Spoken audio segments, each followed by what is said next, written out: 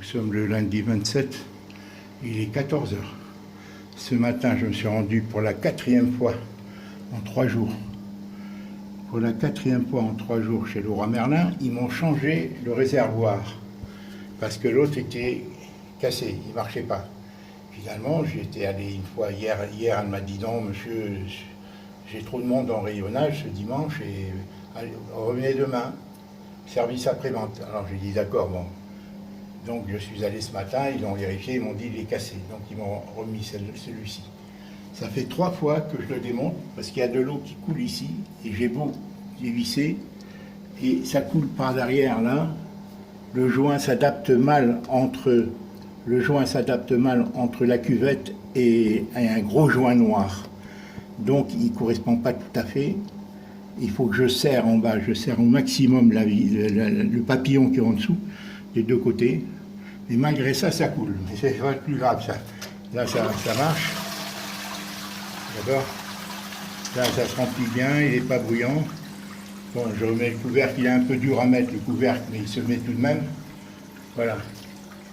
Là, le robinet ne coule pas tout bien. Mais là, la surprise, on n'a jamais que des bonnes nouvelles. Hein. Ça, c'est catastrophique, ça va être difficile.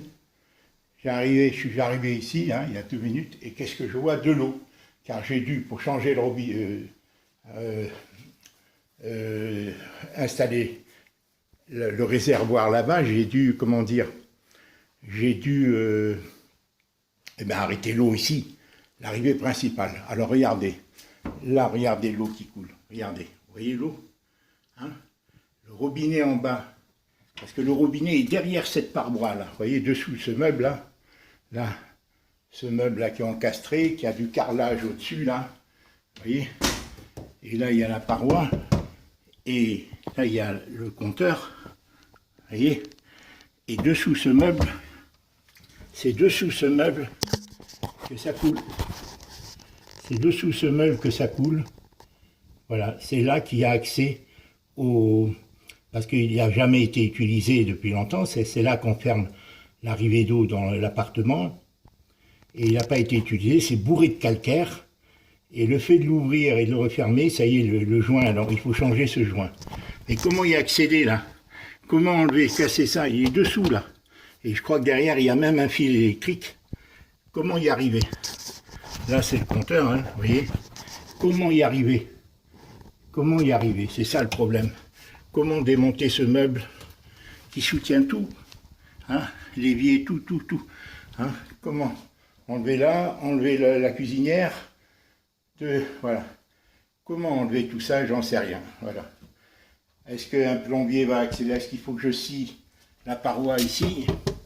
Est-ce qu'il faut scier ça? Est-ce que si je démonte là, ça ne démonte pas, puisque c'est encastré là-dessous. Le tablier, là, il est dessous, là. Voilà, je suis bien embêté. Voilà. Voilà.